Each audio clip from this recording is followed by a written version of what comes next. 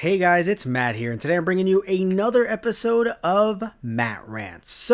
I was supposed to only do one Matt Rants this week, but then some breaking news came up, so I decided to put on the Matt Rants cap, and here we are talking about something very, very interesting. So, apparently, Nintendo announced that it won't be having a virtual console on the Switch. However, it will be having a Netflix-type service, which there's been some rumors about that.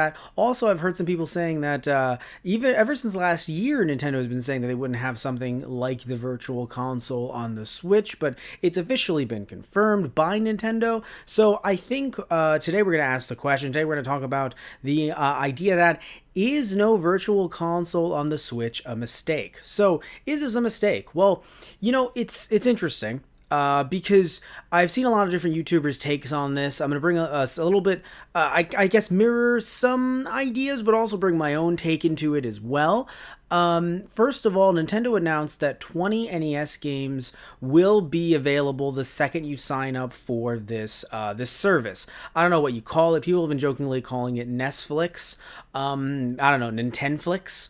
Ningamdo. I don't know, Ningamdo. So it's very interesting what they're doing here. Sadly though, okay, so there's some pros and there's some cons. A pro is that they are going to be with this subscription service. It's $20 a month. I don't know how much it is per year. I don't think they've released that info yet, or if they have, that's on me. Sorry about that, guys. But for not knowing. So when it comes to the $20 per month, what are you getting, right? So a pro is that you could now have cloud saves. So for anyone who was worried for some reason or another, potentially, third-party docs affecting the saves on their Switch, now you can actually take your Nintendo Switch saves and save them in the cloud. So that's good. That's one good thing. One con, though, is that now you need to pay $20 to actually access online functions. Now, I'm someone who doesn't have a Switch, but even if I did, I wouldn't really care about accessing online multiplayer for this game or that game, because even if I had friends who have the Switch, I have friends, but even if I had friends that had the Switch, which I do have a few, but still, anyone who comes on the show more regularly, if they had the Switch, I don't know. I feel like I'd want them to come over and play them in person rather than online through multiplayer. I've never experienced any multiplayer room that is kind of easy to get your friend in on. I'm sure there are, but it usually is very hard for me to use multiplayer for any console. I'm a friend of any console now, and try to get a friend in a room or multiple friends in this room to try to play this game or whatever it is. So, and I don't mean physically in a room. I mean like online in a room, quote unquote. So, for me personally, I don't really care much about online play. But Nintendo's been giving that away for free, so I think to kind of go back on that now and say, hey, for all of you, it would be nice at least if somehow they could verify that maybe people who have at least, had the Switch since the beginning, maybe they can be grandfathered in for a little bit longer or something like that.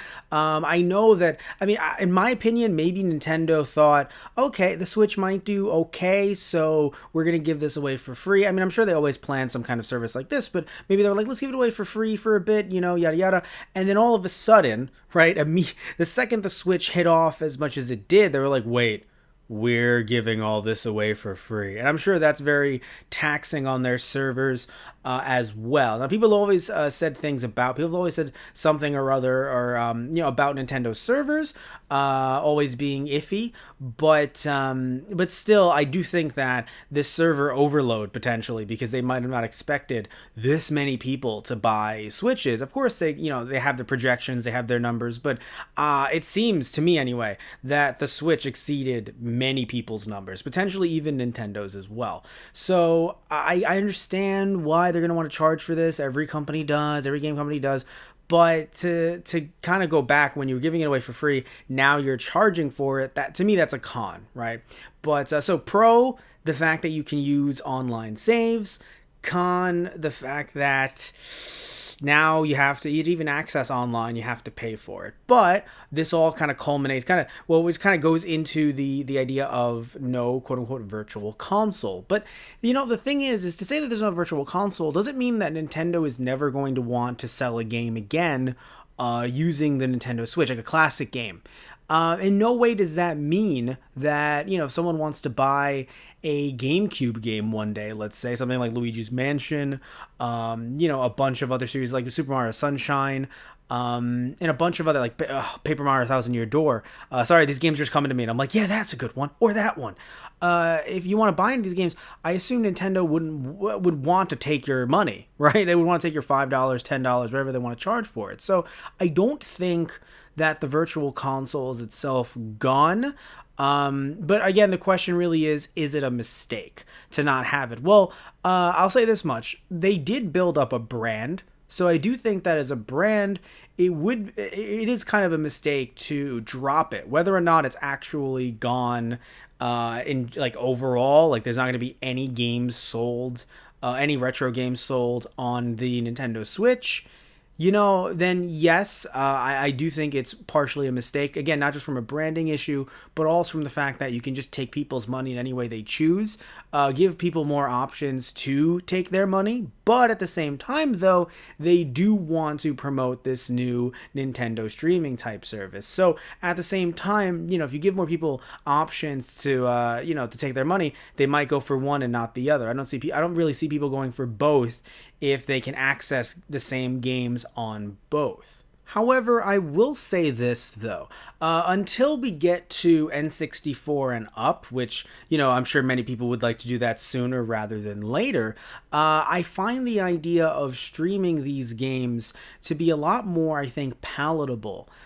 These games being these 20 NES games that have been listed thus far, and I'm sure many more to come, both for the NES and for the Super Nintendo. And even when they potentially add some for the handhelds as well, Game Boy, Game Boy Color, Advance, SP, even DS, right? That would be interesting. That would be very interesting, actually. But my point is that when it comes to streaming these games, I feel like, even though I've never sadly used PlayStation streaming service, I've heard a lot of complaints. And these are complaints that are these are just complaints from people who have, from what they say, impeccable internet service, right? Their internet's great. They even have it potentially connected to their Ethernet cable, so it's not like it's Wi-Fi or anything like that might be faulty. And they have great internet, but at the same time, when you're trying to stream these extremely large files, I mean, PS1 and up, you're streaming extremely large files. Now, I know technically it's not necessarily the file, it's the server mixed in with, trying to play the game, while basically trying to stream the game while you're playing it. But again, buffering is a lot different when it comes to a movie. When you're watching a movie and you have to deal with a little bit of buffering here and there, it's frustrating, but it doesn't deal with the timing. Right? Like there's nothing, usually you don't have timing to worry about unless you're watching a horror movie perhaps, but even then you're not interacting with it. So a lot of the problems that I've seen people talk about with streaming games, PS2 games, PS1 games, PS3 games, because you can do that as well with the PS4 as well. There's a lot of issues with that. So I feel like, even though yes, people have said some things about Nintendo servers in the past, I feel like streaming NES games would be a heck of a lot easier.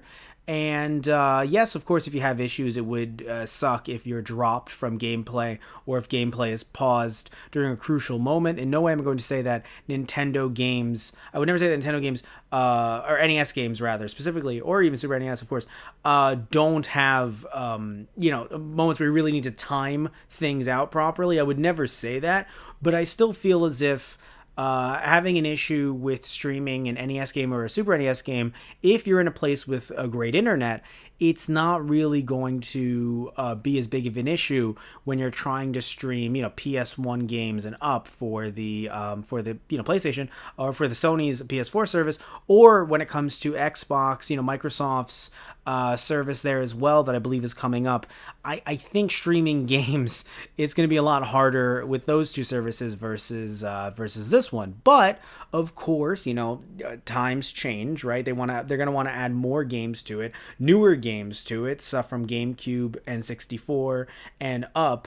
And I think that's when we're going to potentially run into some issues. So personally, I would say, and I would hope that this is a mistake right now. in my opinion, right? So in my opinion, yes, it is a mistake. However, they can turn it around and stop it from being a mistake if and only if they have either in the same tier or they have a higher tier where you can actually download the game onto your system through the service and access it offline for at least a certain amount of time. Maybe there's a time lock on it, right? It's only like 3 hours you can access it offline, but I think it would still be a very interesting concept, and I think it would work. It would work for some people a lot better because, look, you're not, the thing, and people have been talking about this, and it's so true. The Switch is meant to be portable.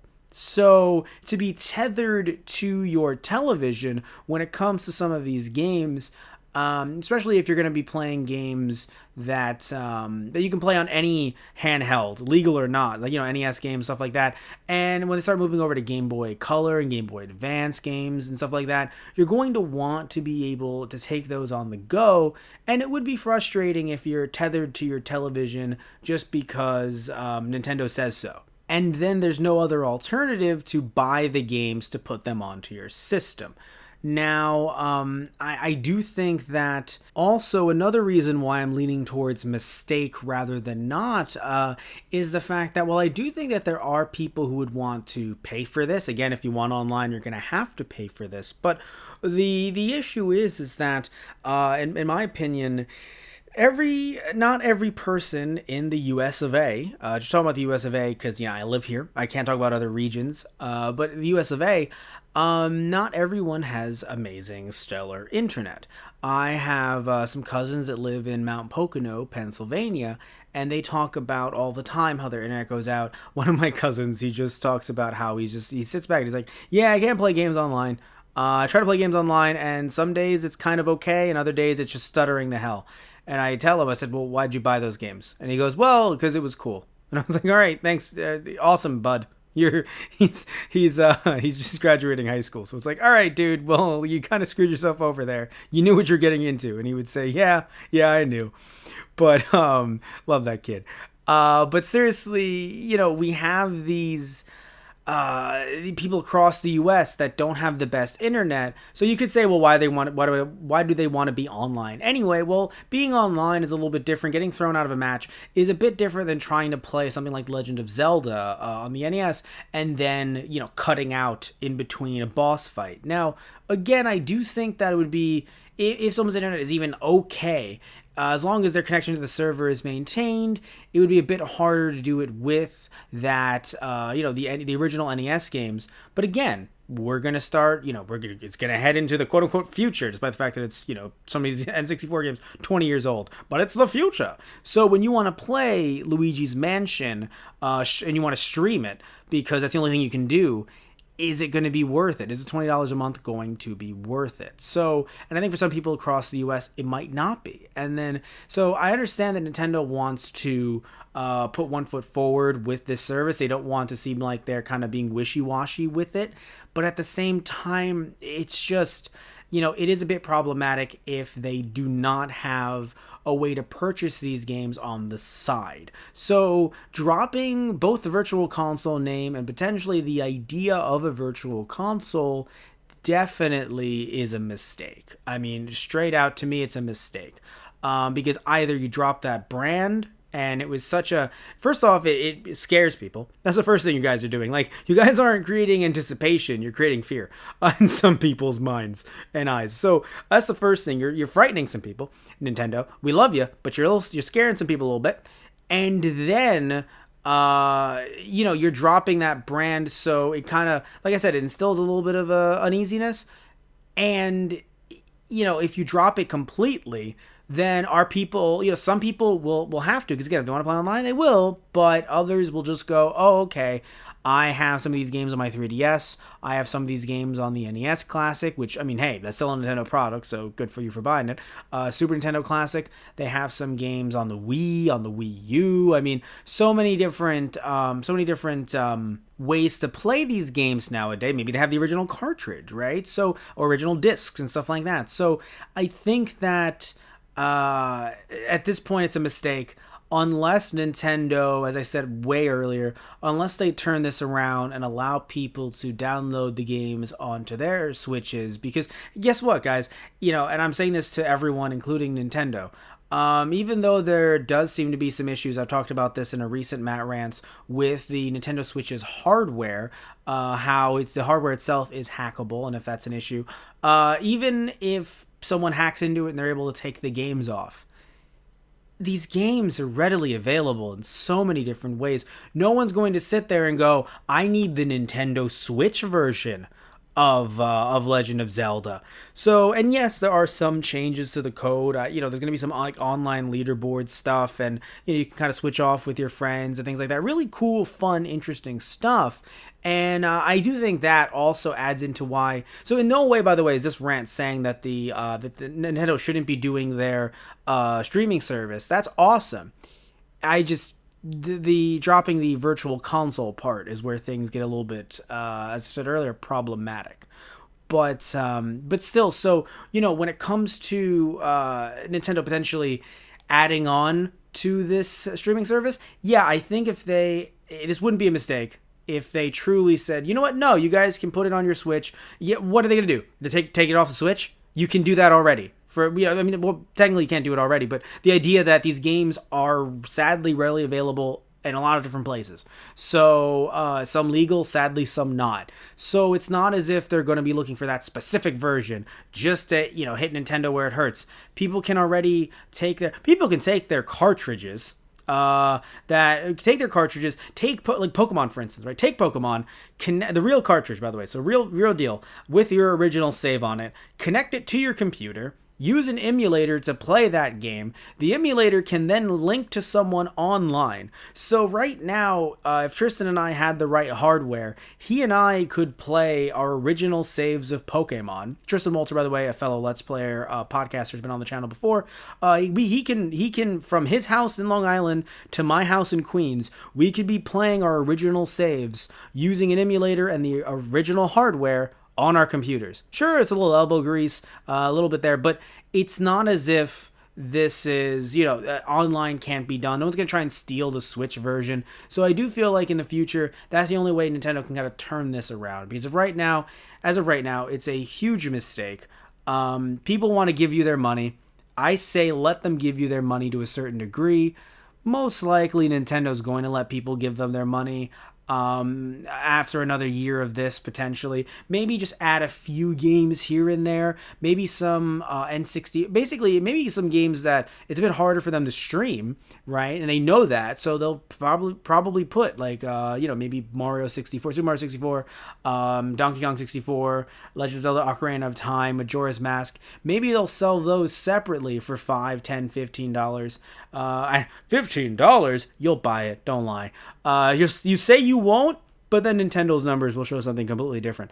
So basically, I think that they might do that separately for some games that are a bit harder to stream, and then the games that are super easy to stream, older titles for the NES and Super Nintendo, maybe they'll start rolling them out within the next year and a half on the NES streaming service. And maybe if things, get better with the service, either, like I said, they upgrade or they do this or that, or maybe the servers get better because if they're getting more money in their pockets, maybe they're, adding on to the servers, hopefully. You would hope that money would go into the servers. If people are already having issues with the servers, you would hope that Nintendo would put more money into that when they get that money. You would hope. I would hope. But either way, I've said it a few times in the video, and you know what? I'll say it again as we're wrapping this one up. This is a very short Matt Rants. It's a mistake. That's just what it is. It's a mistake. It's a mistake for so many reasons. I've already brought this up. I'm not gonna say it again. Branding. But you know what? It is a mistake. Now, I really do think Nintendo can turn it around and turn it into a positive. But as of right now, a lot of people, they're seeing some of the cool stuff there, and there is some cool stuff in regards to the streaming service, but the idea of the service replacing the virtual console, I don't think people are ready for that yet.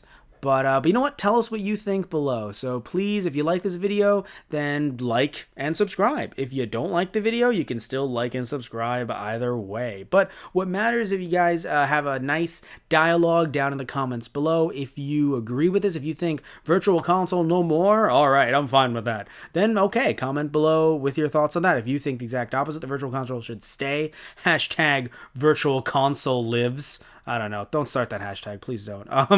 Please don't. But if you believe that, you believe in that hashtag, then you can comment below, and I would love to hear what you have to say about that. Because I do think that there's definitely, like, both sides, I think, have interesting points, to say the least. Pros and cons everywhere. I know I stand that it's a mistake, but at the same time, like, you know, if Nintendo turns it around, that would be interesting. But as of right now, I'm not the biggest fan, and it's funny. I don't even have a Switch, but you do. So totally comment about maybe you have some issues with the online service already, right? Just the free online service. Maybe you're having issues with that. So in general, just would love to hear from you guys. Thank you all so much for watching or listening, technically, to another episode of Matt Rants, and I'll see you next time with something completely different. All right, guys, so take care. Love you all. Thank you so much for listening / watching, and see ya.